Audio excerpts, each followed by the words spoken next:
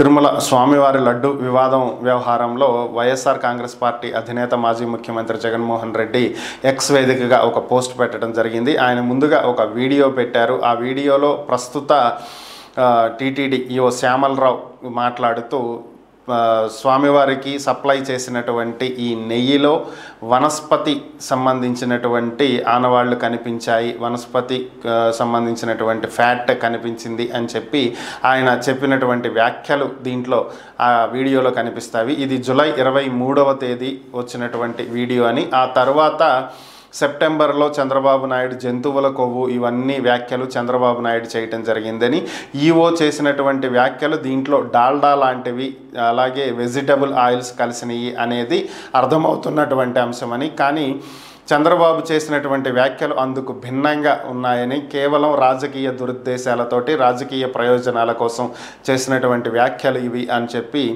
దీనికి అర్థం ఏంటి చంద్రబాబు అని చెప్పి ప్రశ్నిస్తూ జగన్మోహన్ రెడ్డి ఈ ట్వీట్ చేయటం జరిగింది.